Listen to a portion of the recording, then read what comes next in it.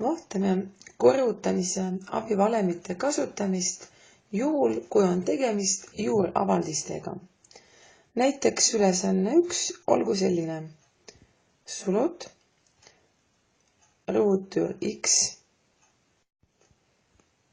pluss 2 ruutüür y-it ja astmes 2.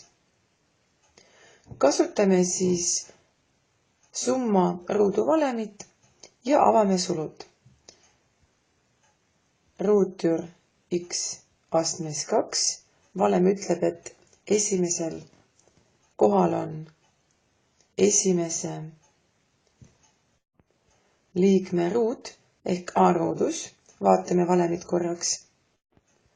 Ning järgmisena tuleb kahekordne korrutis A-st ja B-st ehk siis pluss 2 korda ruutüür x, see on meil A rollis, ning korda 2 ruutüür y, see on meie B. Ja viimasena pluss. Nüüd lihtsustame saadud tulemuse. X pluss 4 saame kordajatest ja võime võtta x ja y juba olemasoleva ühise juuremärgi alla. X, y pluss viimane liige on 4 y-it.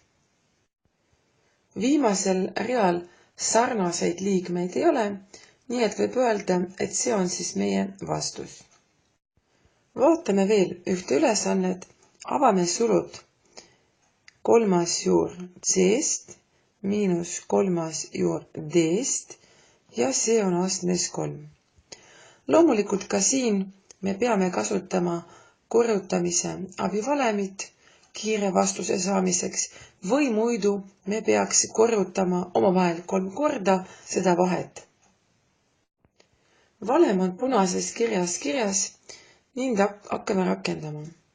Valem ütleb, et esimese liikme kuup ehk siis me paneme kirja kolmas juur C ja astmes 3. Loomulikult võib kohe mõned sammud ka peast kirja panna. Miinus 3, see on kordaja valemist. Korda valem ütleb A ruudus ehk siis nüüd kolmas juur C-st ja astmes 2. Kordaja ütleb valem B. No ehk siis kolmas juur D-st. Pluss jälle 3 on valemi kordaja A korda kolmas juur C-st ning korda B ruudus. See on siis meie juhul kolmas juur D-st ja astmes 2 ning viimaseks liikmeks on kolmas juur D-st ja astmes 3. Lihtsustame nüüd saadud tulemuse. Kolmas juur C-st ja astmes 3, loomulikult see on C, miinus 3 on kordaja. Meil on tegemist 2 kuupjuurega, ehk siis me võime võtta korrutise nüüd ühise juuremärgi alla. See on siis C ruudus korda D pluss 3. Sama põhimõtte järgi meil on 3 C D astmes 2 miinus D astmes 3. Lihtsamaks seda rida juba ei ole võimalik teha ja olgu märkusena siia lisatud, et juure astendamisel meie võime ju algul astendada ja siis võtame juure. Seda põhimõttet siin me kasutasimegi.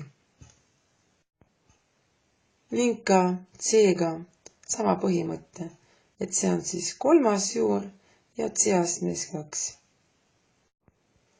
Vaatame veel ühte ülesannet, kus on olemas kiusatus eksimiseks, et olgu ülesandeks on ruutüür 3 miinus ruutüür 5 ja astmes 2.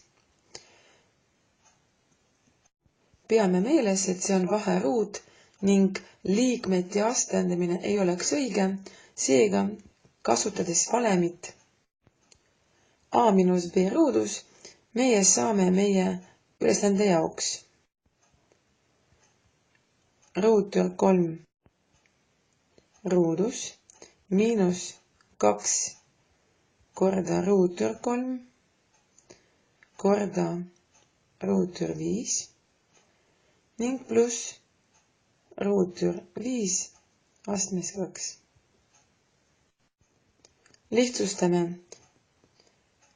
3 pluss 2 ühine juur võimaldab kirja panna, et see on ruutur 15 pluss 5.